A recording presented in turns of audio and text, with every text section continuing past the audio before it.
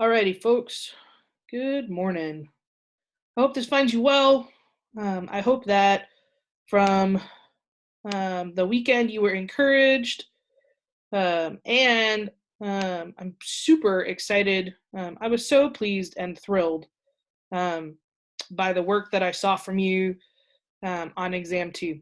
You should take a moment and just pat yourself on the back or give yourself a high five, um, or just take a moment and be encouraged, because I think the chemistry knowledge that I saw in the exam was really awesome to see. So I wanted to be really intentional to talk about a couple of things. So I want to come back and revisit just briefly the learning chemistry workbook. So research shows that reflection really impacts your learning. It increases the depth of knowledge, and I think also exciting, it helps to identify areas that don't make sense. And I think one of the other things that can make a big difference um, is really helping you to think about, right, how you contextualize that knowledge, how you make sense of it for you, and then sometimes to build just the connections that you need in terms of that knowledge, but also connections with each other. So your learning chemistry workbook is a really great way to kind of connect those pieces. So it's due during week 16. So that's right before you take your final exam. If you're thinking like, well, when is that really? This is week 13, so it's due in about 3 weeks. It's worth an exam score, so it's worth 100 points, and it's a significant portion of your grade. And I've had several folks be like, hey, is there extra credit in this class? And so this is one of the only places where you're going to see extra credit in this class, is actually in the workbook itself. So it's the last tab before the grading tab. And it's a great way to be able to review for your final exam. So if you're like, hey, what does that really look like? So some of you have done the really exceptional work for week 8, which is kind of that developing a learning plan and reflecting on kind of your progress for that learning plan. If you're like, I don't even know what learning strategies are, you should check out the Learning Scientist. There's a really awesome video that reviews different types of learning strategies. You can choose one of those, or if you don't like those, you can always find one of your own. You're totally welcome to do that. This week's learning strategy is really helping you take a look at something called Bloom's taxonomy. So it's this idea that when we're starting to learn, oftentimes we start with what we can remember, so recalling facts and basic concepts, and then we progress to understanding. That's being able to explain ideas or concepts, and then it's how we apply that. So if you think about the application, that would be solving problems, say for example on an exam or in the homework.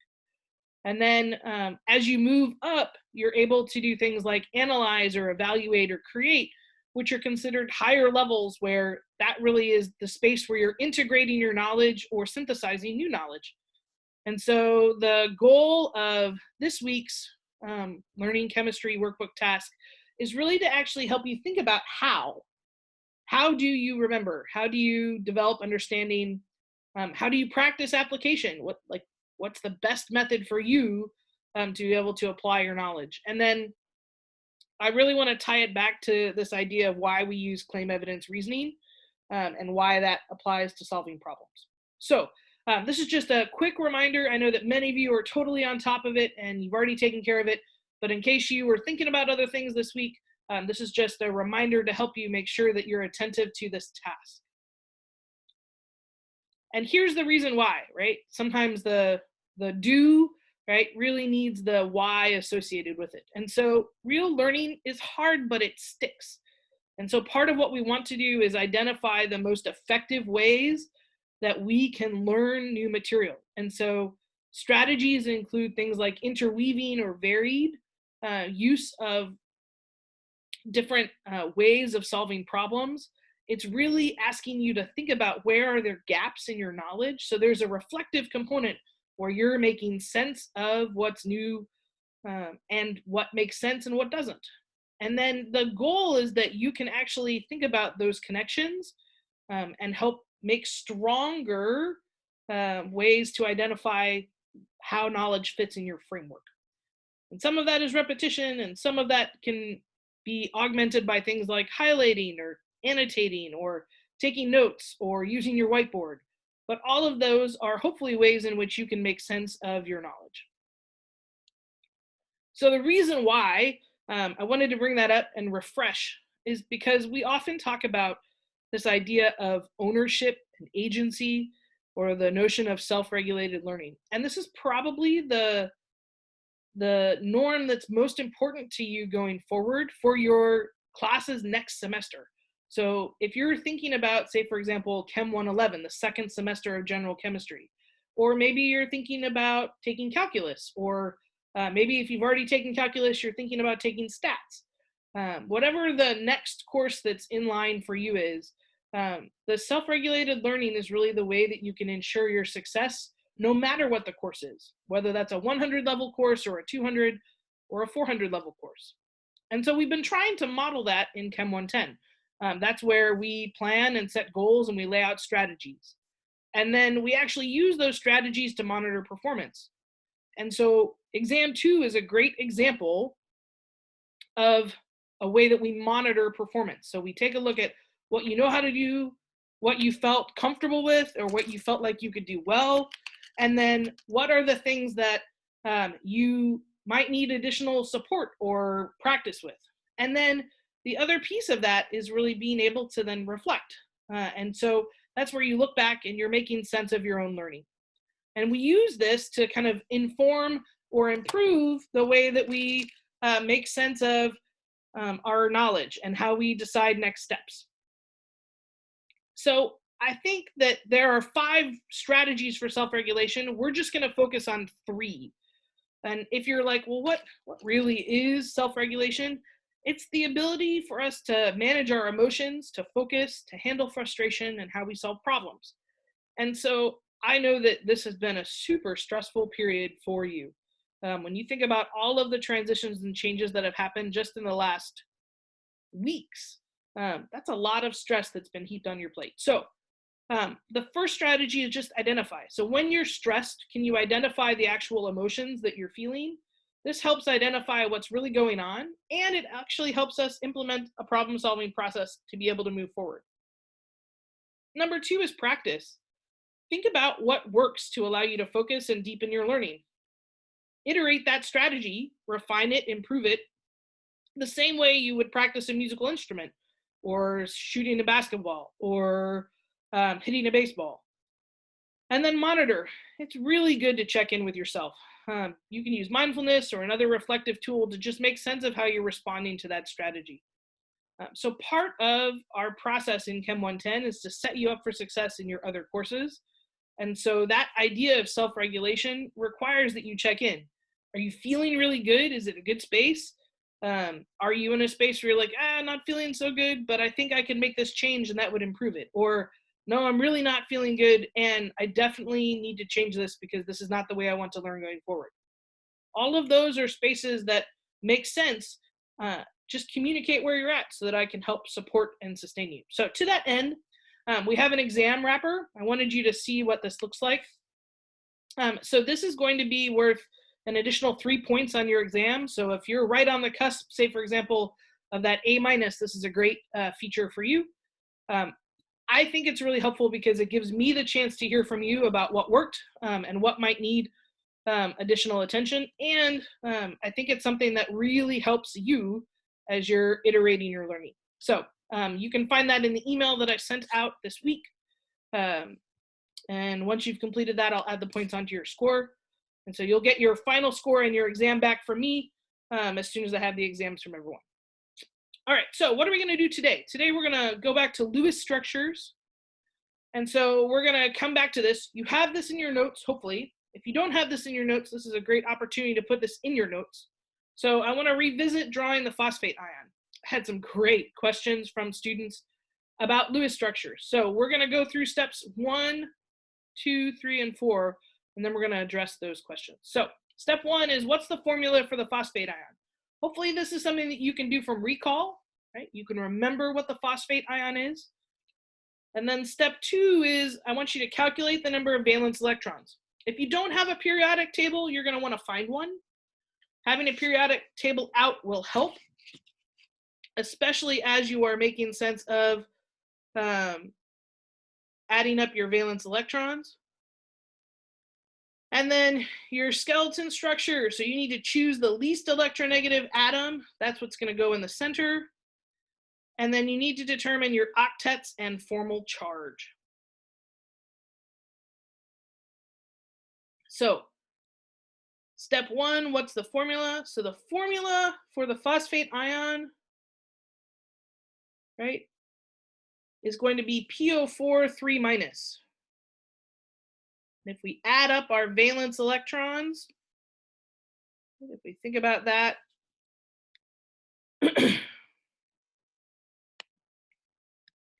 we're definitely going to be able to see, right, that we have 5 for the phosphate. We have 6 for the oxygen, so 4 times 6.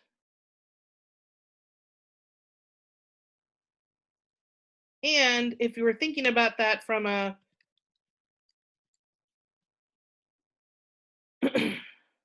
right, we have to account for our charge. So phosphate has what kind of a charge? We want to make sure that we account for the charge.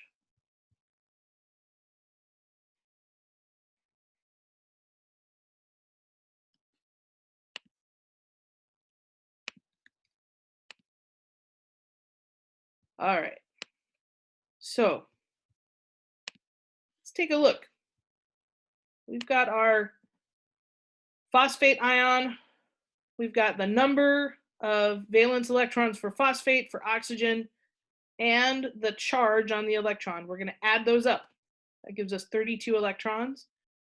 And we're going to draw our Lewis structure.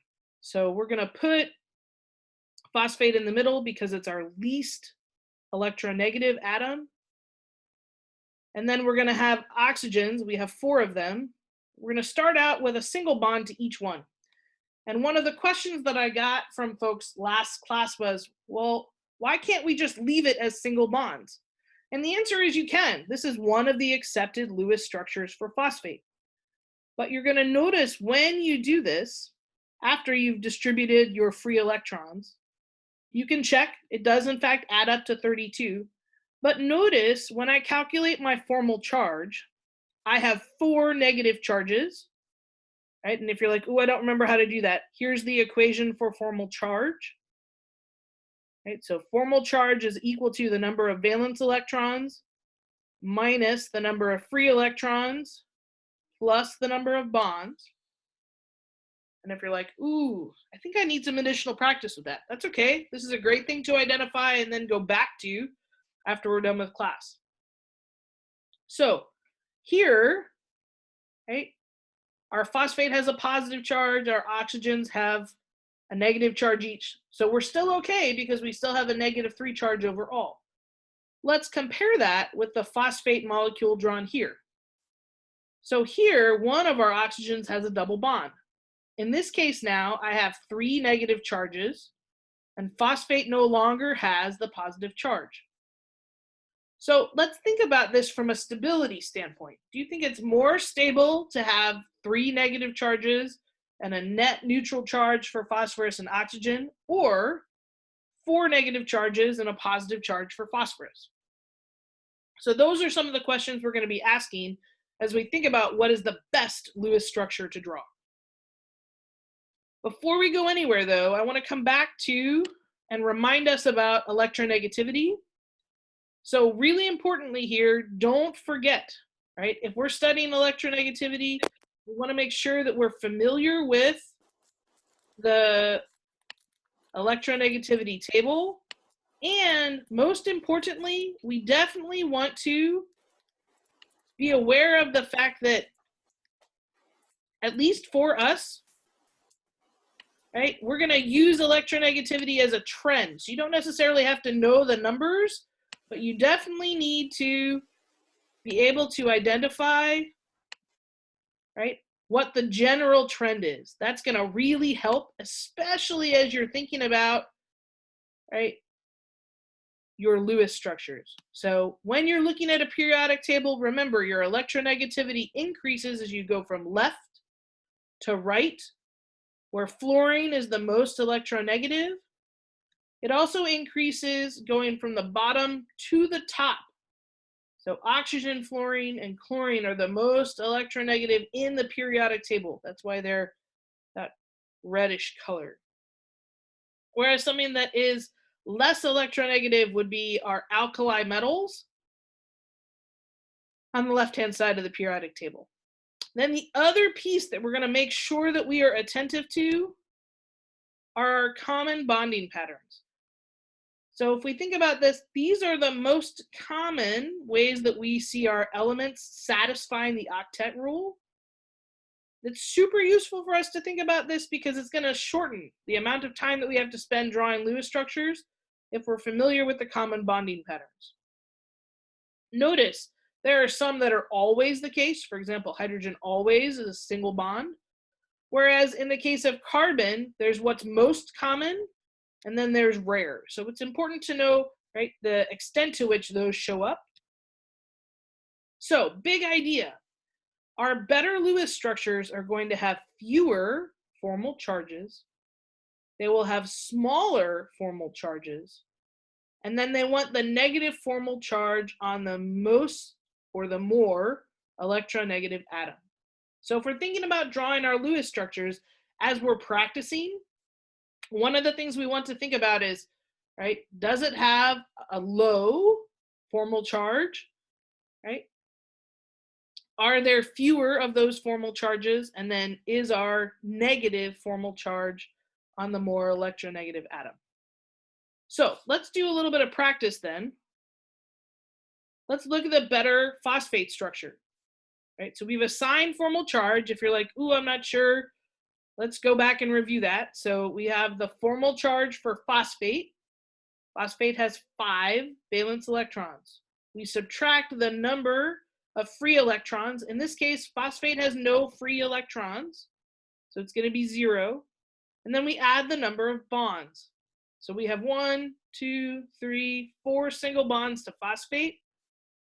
5 minus 4 gives us an overall positive 1 charge.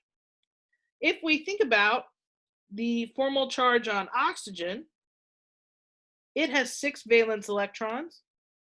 We're going to subtract the 6 free electrons. So notice I'm counting individual electrons here, not lone pairs, but individual electrons. So 6 minus 6 plus the number of bonds. In this case, oxygen has 1 bond to phosphate. So 6 minus 7 gives us an overall charge of -1. So in this case, if we're thinking about the phosphate structure, each one of these oxygens has a -1 charge, and the phosphorus has a positive charge. Let's compare that with the structure for phosphate as drawn in B. Here, our phosphate, right, is 5 minus 0 plus 5 bonds. So in this case, our phosphate is now neutral. If we look at the oxygen that is only a single bond, that's this guy. So 6 minus 6 free electrons plus 1 bond. That gives us 6 minus 7, or a -1 overall charge. And then if we look at the oxygen that's double bonded, we have 6 minus, in this case, 4 free electrons plus 2 bonds. And so that's going to be a net 0 charge. So based on our criteria, right, fewer charges, so B definitely has fewer charges than A. Lower charges, well, in this case, it's +1 and -1, so that doesn't really help us. But the negative charge on the most electronegative, and in this case, the negative charges on the oxygen. So we would say that B is the better phosphate structure. So in your worksheet for this week's discussion, you'll have the opportunity to practice drawing the better Lewis structures, and we're going to take a look at drawing resonance structures next. So we're going to draw 3 possible structures for nitrate. So in your notes, go ahead and find, right, the number of valence electrons for nitrate and the number of valence electrons for oxygen. Account for the negative charge, and you should have your total number of valence electrons.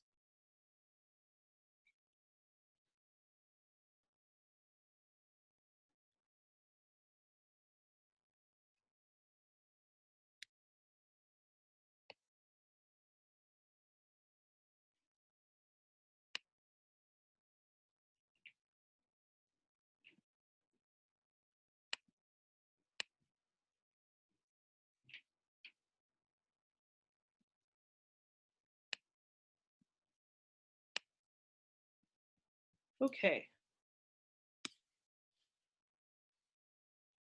So hopefully you've been able to identify that you have 5 valence electrons for nitrogen, you have 6 valence electrons for oxygen, but you have 3 of them. So 5 plus 3 times 6 is 18. So 5 plus 18 plus 1 should give us 24 electrons. Now, here's the reality. One of the other great questions that I had from students from last week were, well, how do you decide which oxygen is going to have a single bond versus a double bond?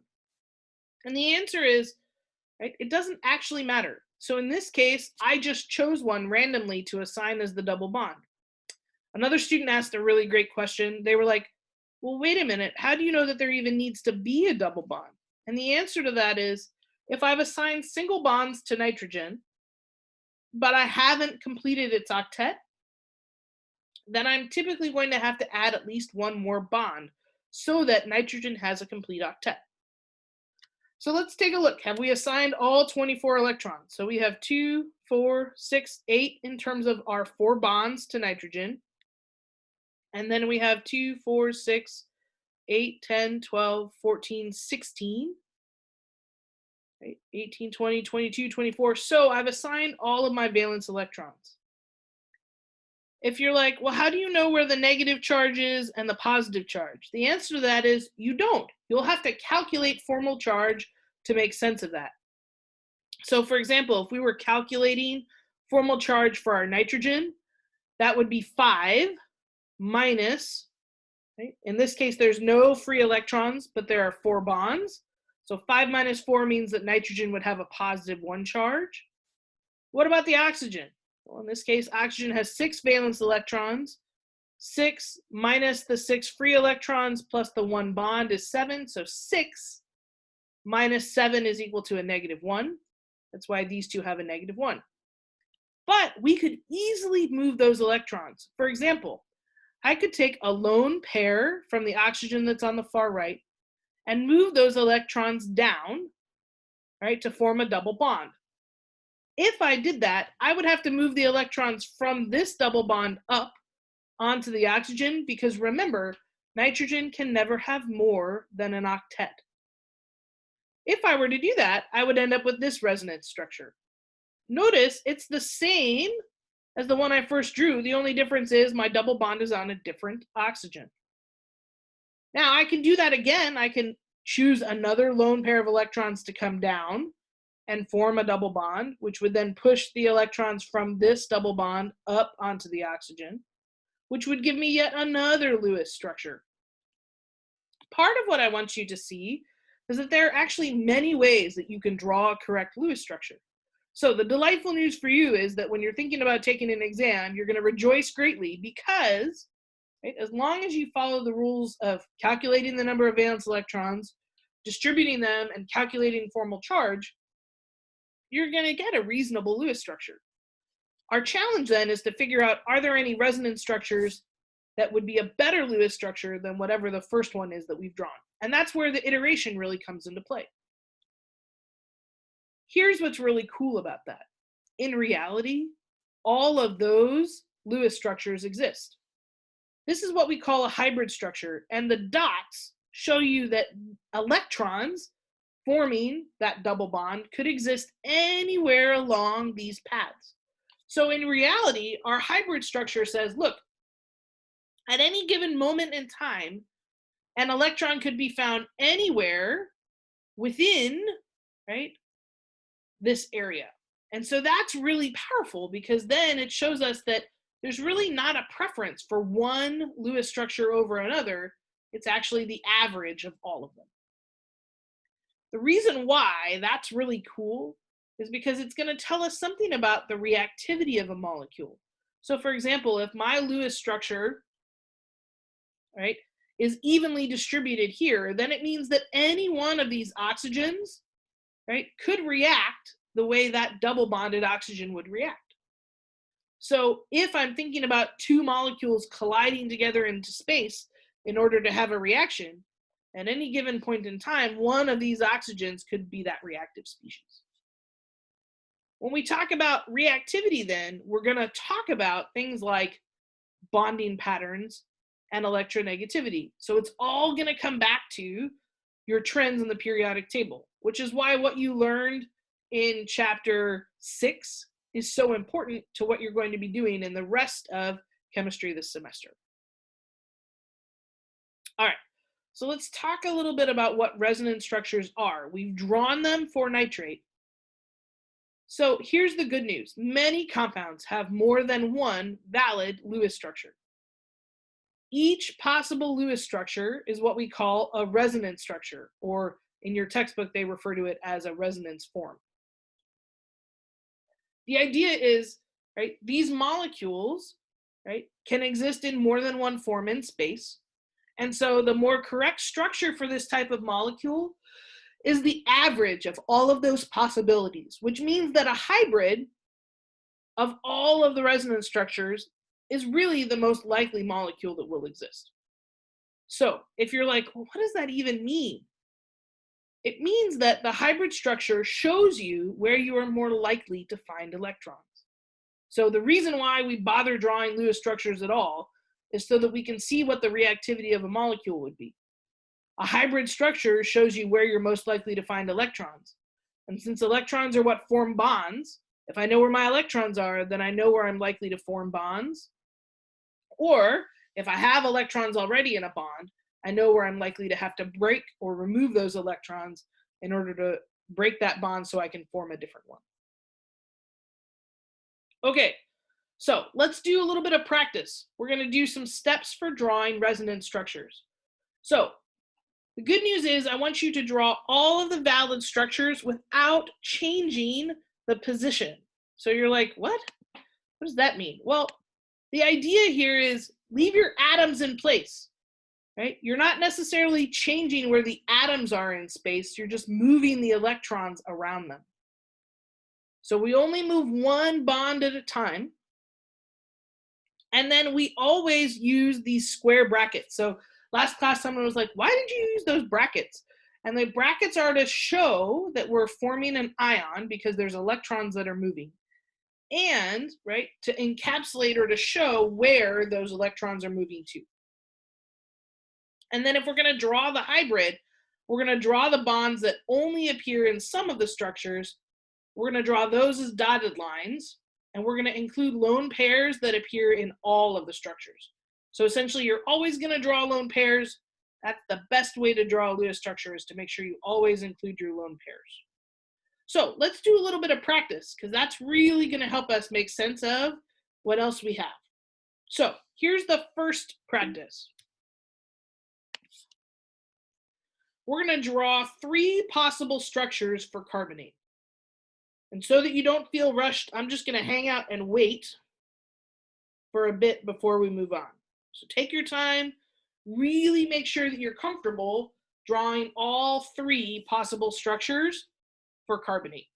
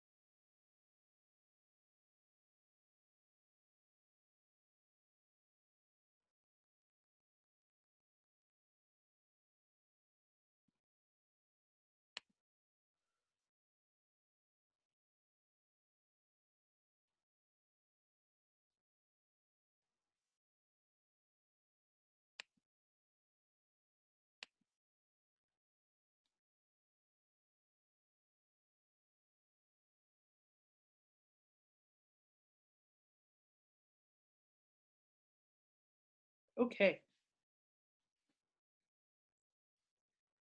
To help you along, here are the valence electrons for carbonate. So CO3 2-, Carbon has 4 valence electrons, oxygen has 6, but there are 3 of them. And we have 2 electrons from the charge. When I add that up, I have 24 total electrons. Now, if I think about drawing my structures, again, remember, whichever one you draw first, it doesn't matter. What matters is that you have the brackets. What matters is that you have the charges assigned and that you show the movement of electrons. So for example, where I have a negative charge, the electrons from that oxygen, that lone pair, come down and they form a double bond, just like the double bond that's shown here. The electrons from this double bond move up. Now I have 3 lone pairs instead of 2 lone pairs. So this is an example of a Lewis structure. Notice it has the formal charges, it has the lone pairs, it has the bonds, and it has the least electronegative atom in the center. Let's look at another possible Lewis structure. So again, carbon in the middle, but now I have my double bond here on the right-hand oxygen. Well, if my electrons on the left-hand oxygen, that lone pair, were to come down, they're going to form this double bond that we see here. But carbon can't exceed an octet, so then it forces the electrons from this double bond to go up onto the oxygen, and now it has 3 lone pairs instead of 2. Notice I'm always breaking one bond and forming another. Let's talk through it one more time. So if I have my oxygen with a negative charge, the electrons come down and form a double bond. That double bond then forces the carbon to break the existing double bond and the electrons to go up onto the oxygen, forming 3 lone pairs. So, really critical, you can draw multiple Lewis structures for the same molecule. Those Lewis structures are going to show the movement of electrons with arrows. Notice this is a double-headed arrow because there are 2 electrons that are moving. If I was only moving 1 electron, it would be a single-headed arrow. Notice I always have 2 arrows. There are the arrows that are forming a bond, as shown here, and then there are the arrow that is breaking the bond, shown here. Notice, forming a bond, breaking a bond, forming a bond, breaking a bond. So these are examples of the resonance structures possible for carbonate. If you need additional practice, I recommend you look at the other polyatomic ions that we've studied. Likely one of those is going to show up on Wednesday's quiz. So let's take a look at the hybrid structure for carbonate. In this case, we have carbon as the central atom because it's least electronegative. And then there are 3 oxygens that it's surrounded by. Those 3 oxygens, right, at any given point in time, the electrons for that double bond could be found anywhere along the path that's shown in green for those 3 oxygens. Notice the overall charge doesn't change. Charge stays the same. All right. So we're going to talk about valence shell electron pair repulsion, or VSEPR. So the idea here is nothing new. It's actually something you're already deeply familiar with. It's this idea that like charges repel each other. So if I have 2 electron groups, they're going to repel each other, which means they're going to want to be as far away as possible from each other. I have 2 types of electron groups. I have bonds, right? So a double bond or a triple bond is considered a single group of electrons, right? So I will count a single bond, a double bond, and a triple bond all each as one group. And then I have lone pairs. That's also a group of electrons. So it's important that we think about our working definition. Here's what's really cool. Our electron repulsions are what determine the 3-dimensional shape of a molecule. So it's shape in space is determined by the electron repulsions. What do I mean by that? Well, we're going to work on predicting molecular shapes. Y is going to be our central atom, and then X is going to be anything attached to that central atom. We refer to X with the word substituent. So we're going to look at several different examples for our central atom and substituents around that central atom. So in order to draw our molecular geometry, we have to draw the best possible Lewis structure. That means that we're going to count the number of electron groups around the central atom. That is how we're going to determine its geometry. Then we're going to draw the structure with correct bond angles and hash or wedge bonds. I'm going to talk in a moment about what hashes or wedges look like. And then we're going to show all electron groups on the central atom. So you're like, well, that's great, Corin. Can I have an example of what that looks like? Well, here's an example that you're already familiar with. We've studied ammonium, NH4+. So in this case, the Y would be nitrogen. The X would be hydrogens. So NH4+, right, would have 4 substituents. So I'm going to have you go to the molecular simulator. So there's a link for this. I'll go ahead and put it in the chat as well.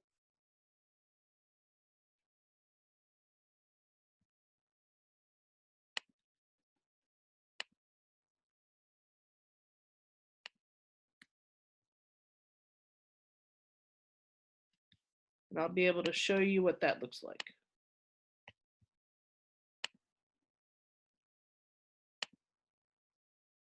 All right. So hopefully you can see my screen. This is the PhET simulator.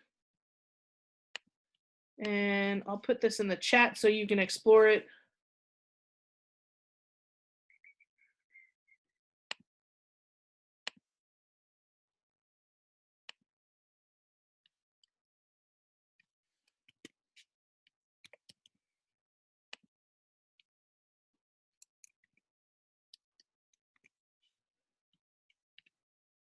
All right. So whether it's 3 or 2 lone pairs is going to vary depending upon what the structure is. So let me show you an example. So in this case, right, this is a molecule. Actually, let's take one of these away. So I'm going to remove all, and I'm going to start from scratch. So here's my central atom. So if I add 1, 2, notice it's going to be linear. The farthest away that each of my substituents can be from each other is in a straight line. So that's what we mean by linear.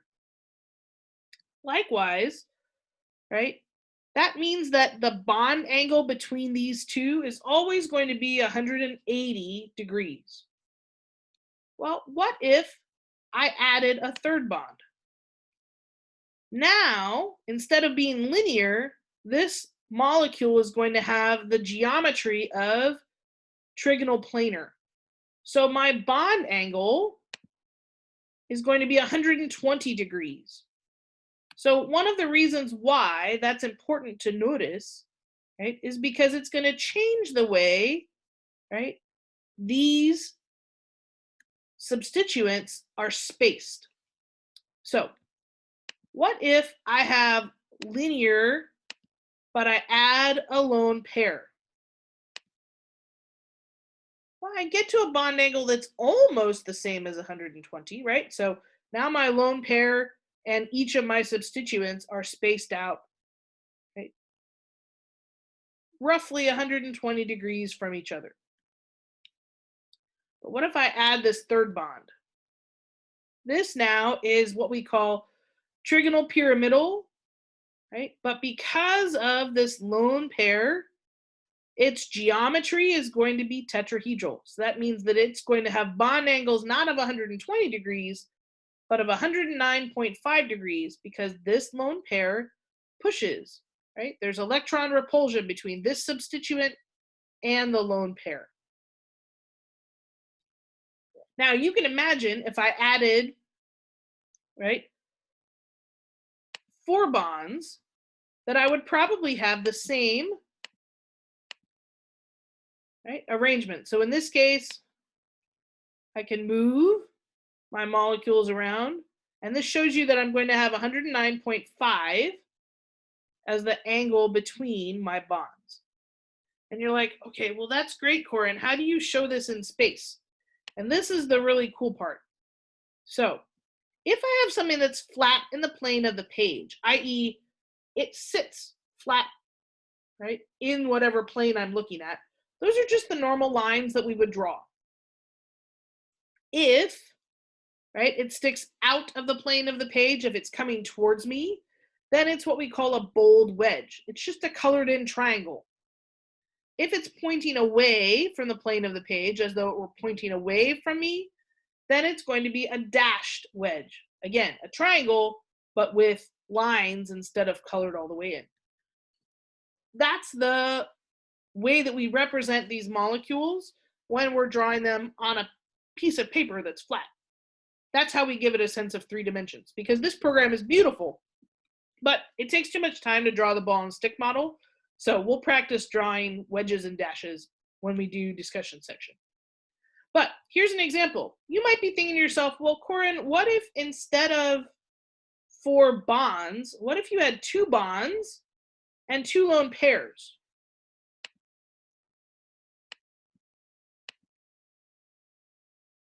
I can show my bond angles, and I can look at my molecule and electron geometry. So in this case, my molecule geometry is bent, but it's going to be tetrahedral because I actually have 4 groups that are bonded to that central atom. So the reason why I share this simulator with you is I think it's one of the best ways to be able to answer questions like what you're going to see on ALEX.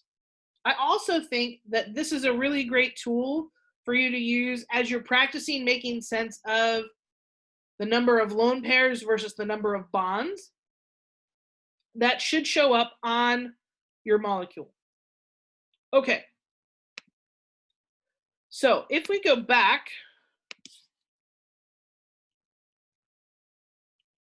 to VSEPR, there's a couple of things that I want to touch base on. The first is that there's a difference between electron geometry and molecular geometry.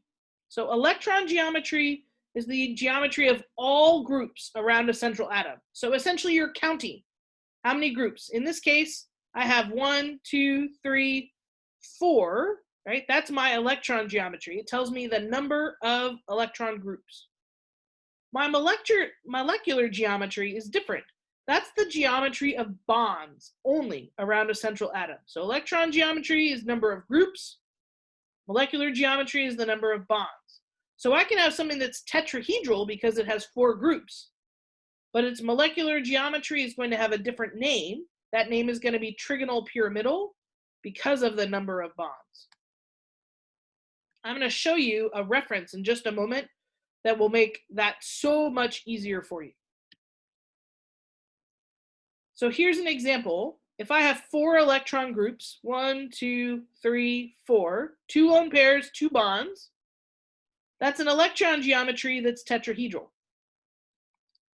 If I look at the molecular geometry, right, this is a molecule that's bent, but because of the presence of these 2 lone pairs, the actual molecular geometry is actually a little bit less than that 109.5 that I might expect. It's going to be 104.5.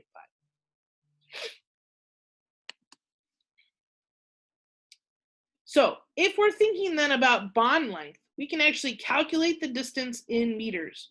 So for the bond between 2 chlorine atoms, I want you to think about how you would convert 199 picometers to meters. How big, how long is that bond? So if you're thinking to yourself, I'm not sure how long that is, right? Remember that a picometer is 1 times 10 to the 12th meters. So see if you can do that conversion. 1 times 10 to the 12th meters.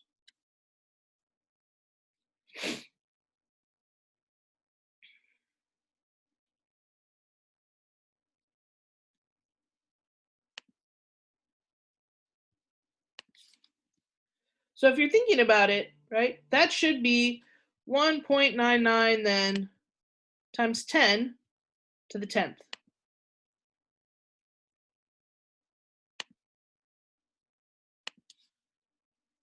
That's going to be important because that's actually a very short distance when you think about it. Bonds between atoms are actually quite small, and the differences in terms of the lengths of bonds are also quite small. However, it's really critical that we think not just in terms of length, but also in terms of energy. So the amount of energy it takes to break a bond in 1 mole of a compound is what we refer to as bond energy. If you need a reference, it's probably best to think about the fact that shorter single bonds are stronger. So single bonds are pretty strong. How strong, you might be wondering? Well, here are our trends in terms of bond lengths. The more electrons two atoms share, the shorter the covalent bonds are. So for example, here's C2H6. The length of the bond is 153.5 picometers, compared to a double bond where that length is 133.9 picometers, compared to a triple bond where the length of that bond is 120.3 picometers. You don't have to memorize these. If you were ever asked to do something with them, they would be given to you in a table. But what I want you to see is that the length of the bond differs pretty significantly based on, right, the number of electrons that are shared between them. And you can imagine then, if you were thinking about asking questions, right, that you could ask questions about how, right, the energy of those bonds might differ, right? You might be able to do some analysis looking at, right, interpreting that data.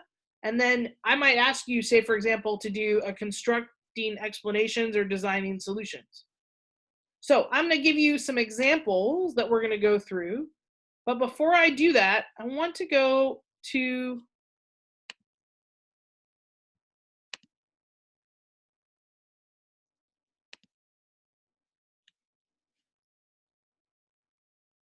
so you received an email from me.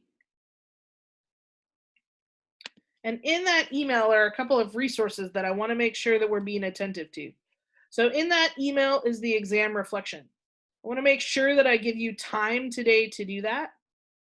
In addition to that exam reflection, right, there's also 2 resources. So there's the actual slides from what we're doing in class today, but then there's also the virtual learning plan. If you haven't had a chance to check this out, this is a really great resource for you. Here's the reason why.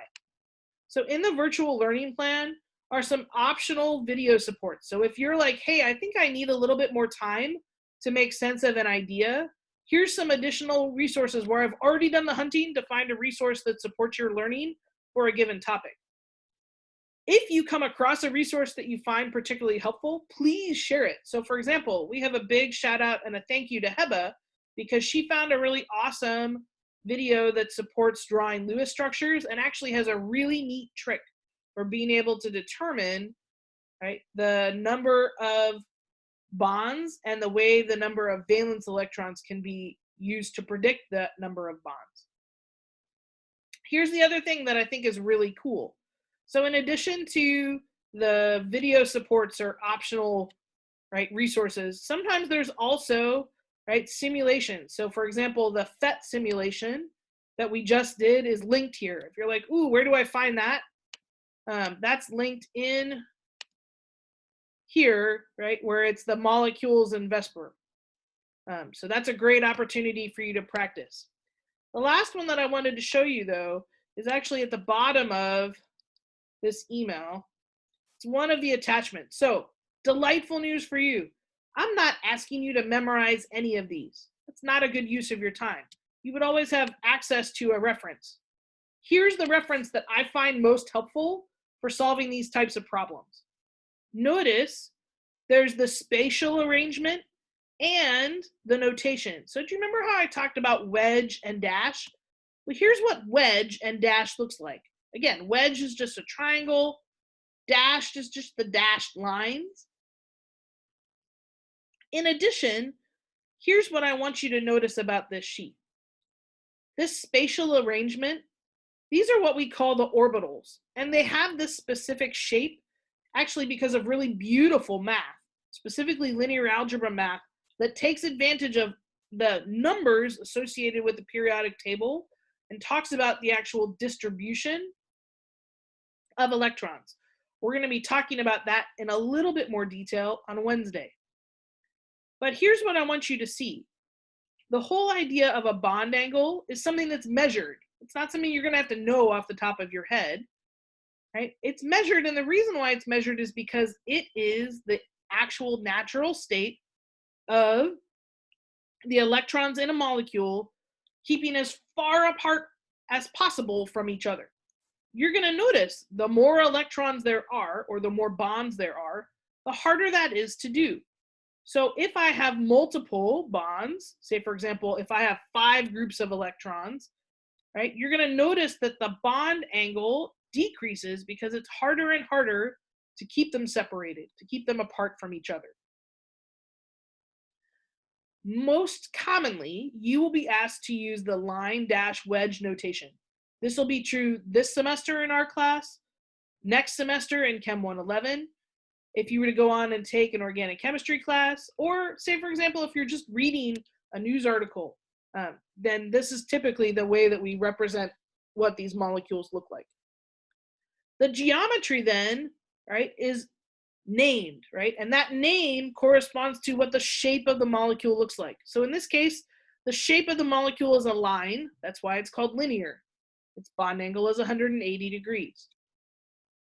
For trigonal planar, right, it actually has 3 bonds, right? And so all angles for a trigonal planar molecule will be 120 degrees, which is different than if I had a tetrahedral molecule where all angles would be 109.5, or trigonal bipyramidal, where I would have angles of 90 degrees or 120 degrees, depending upon, right, where it is within the molecule.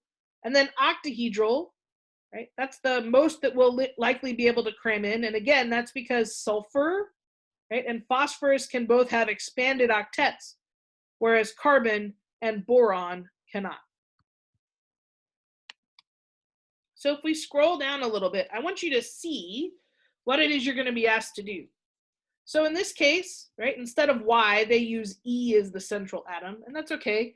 Textbooks vary in the way that they represent it, so it's good for you to be able to know how to read any table.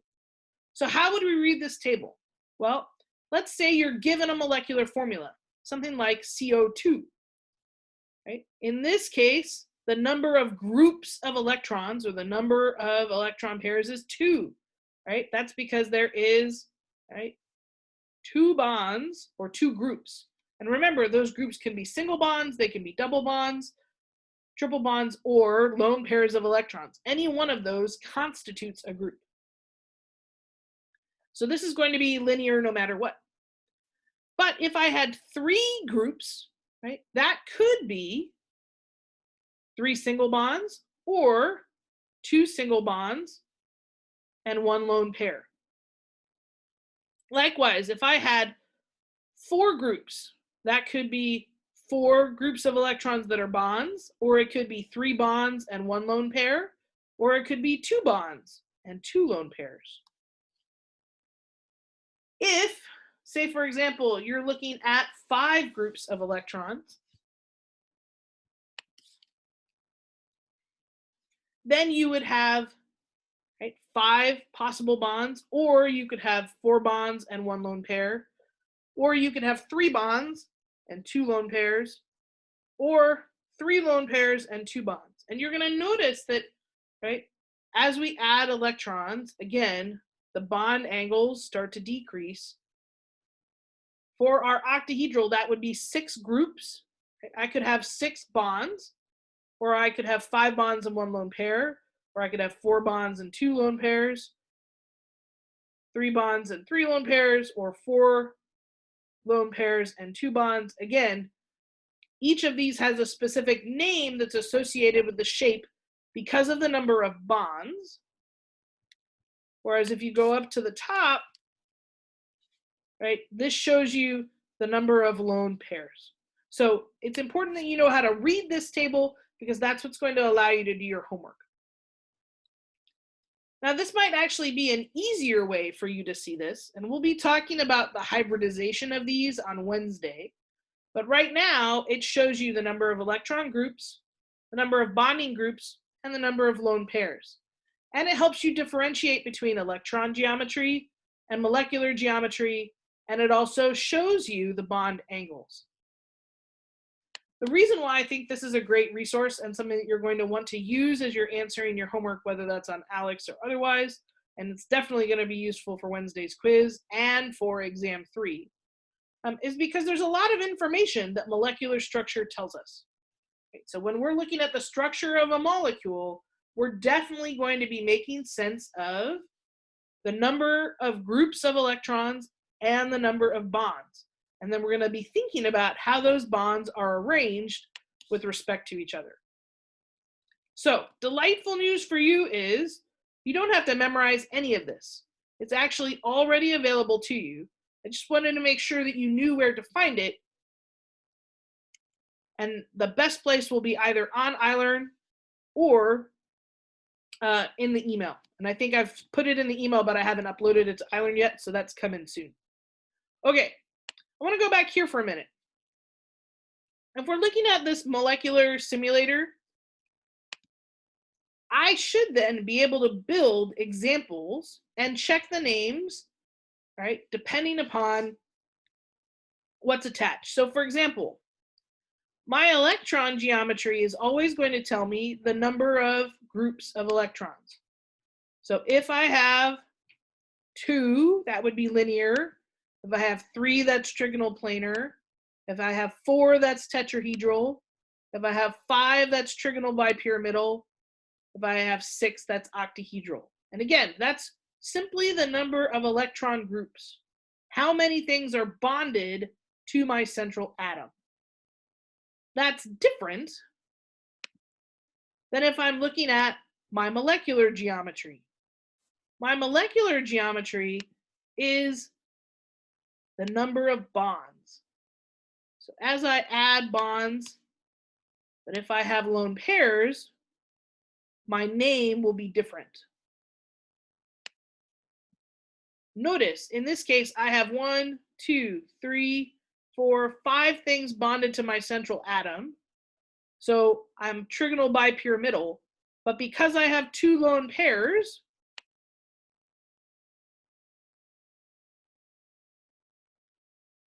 I'm T-shaped. And granted, you may want to be able to move this so that you can see it better. It's entirely up to you for the orientation. Now, if you wanted real molecules, this is actually where I think it's super helpful, right? So we were looking at models, but you might actually want to look at real molecules. So here, there's a bunch for you to choose from. Maybe some of these might show up in your ALEKS homework. But you can actually see both the bond angles as well as the molecular geometry and the electron geometry. So I think this is a great way to test your knowledge. So you can practice, choose a molecule, see if you can use the chart and the data that I provided to be able to identify the electron geometry and the molecular geometry, and then you can check your work. So this is a really great way to kind of test your knowledge. Okay, so with that said, I want to talk just briefly about Chem 110 discussion. So on Thursday, we'll be working on more Lewis structures, specifically resonance, and we'll be looking at hybridization. And then I want to make sure that we have time in class for you to be able to do your exam reflection. So I'm going to go ahead and stop recording shortly, but I would like for you to do your exam 2 reflection. I'll happily stay available online for office hours, and I'll do that from now until noon. And I'll also have office hours later on this afternoon and tomorrow morning if that's better for you. And then today we're wrapping up chapter 7. On Wednesday, we're going to be tackling chapter 8. Here's the big takeaway. Officially, we are only 1 month left of class. Right? Only 4 weeks left, and then we are done. So please don't forget, make sure that you complete your exam wrapper. And if you're like, ooh, where do I find that? You can check your email for me. Okay, that's this guy. So I'm going to make sure we give time for that in class. So that's why we're ending early today, is to make sure that you finish that. And then I will hang on. If you've got questions, please don't hesitate to ask.